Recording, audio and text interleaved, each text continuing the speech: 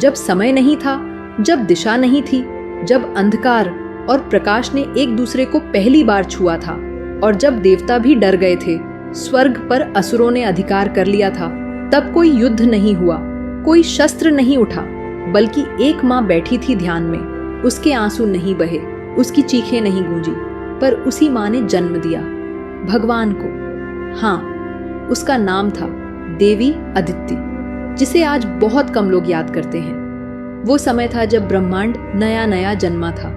हर दिशा में प्रकाश और अंधकार में संतुलन था।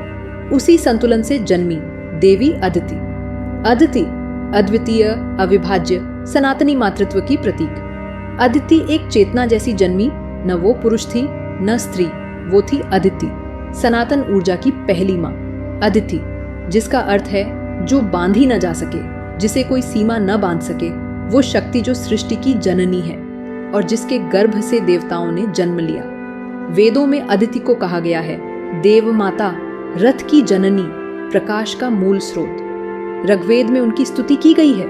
अदिति ही आकाश है, अदिति ही माता, अदिति ही पिता और संतान। वो कोई देवी नहीं थी जो युद्ध करती, वो नहीं थी जो किसी रथ पर बैठती या वज्र उठाती। वो थी मौन की देवी, जो रचती थी और फिर पीछे हट जाती थी। अदिति ने 12 पुत्रों को जन्म दिया, जिन्हें आदित्य कहा गया। इनमें प्रमुख थे सूर्य, विवस्वान, इंद्र, वरुण, मित्र, पूषा, अर्यमा, भग, अंश, दक्ष, सर्व, त्वष्टा और विष्णु। हर एक देवता जो ब्रह्मांड के संचालन में मुख्य थे, उनकी जननी थी देवी अदिति। उसका हर एक पुत्र ब्रह्मांड के संचालन का प्रतीक था।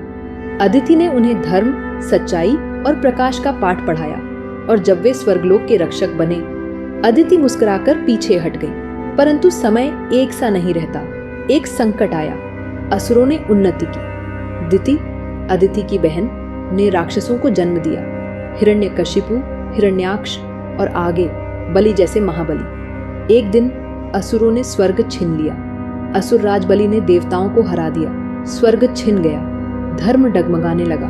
और तब देवी अदिति ने कोई सेना नहीं बनाई, कोई शस्त्र नहीं उठाया, बल्कि उन्होंने उठाया संकल्प। इंद्र, सूर्य, अग्नि सभी नीचे झुके खड़े थे। उनकी माँ देवी अदिति मौन थी, पर वो टूटी नहीं। देवी अदिति हिमालय की एक कंदरा में चली गई।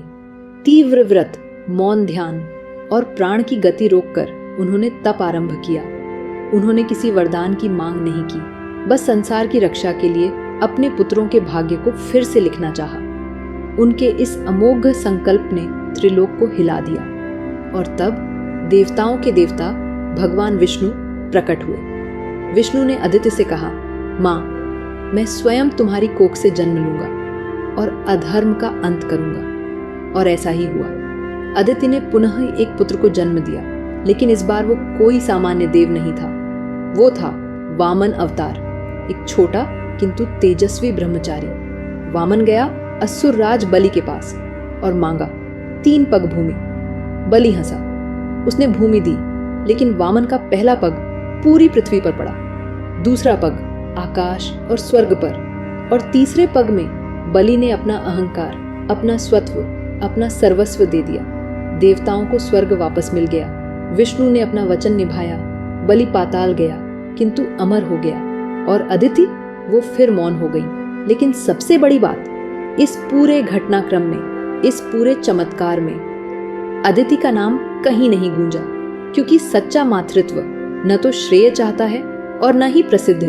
वो बस सृजन करता है, रक्षा करता है और मौन रहता है। अदिति ने न तो किसी स्तुति की मांग की, न किसी मंदिर का निर्माण करवाया, क्योंकि वो जानती थी एक सच्ची माँ को अपने कार्य की नहीं, केवल उसकी पूर्णता की चिंता होती है। अदिति की ये कथा कोई कथा मात्र नहीं, वो एक दृष्टि है, वो एक प्रेरणा है।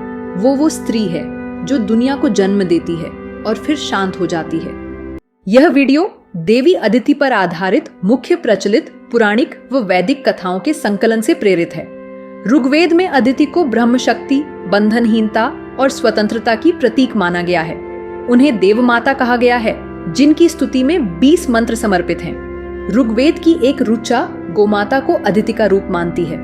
कुछ पुराणों में उन्हें महर्षि कश्यप की पत्नी, और दक्ष प्रजापति की पुत्री बताया गया है।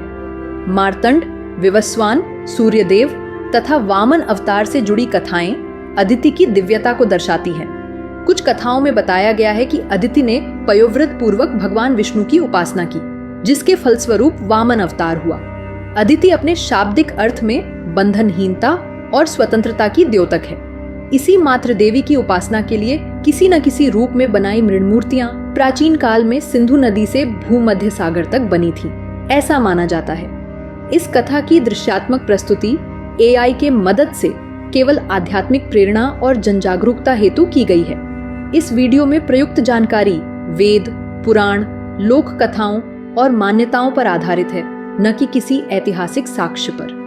कृपया इस प्रस्तुति को ऐतिहासिक प्रमाण के रूप में न लें, बल्कि सनातन मातृत्व, शक्ति और तप की भावना के रूप में देखें। देवी अदिति वो शक्ति है जो सिर्फ देती है, पर उसका श्रेय नहीं लेती।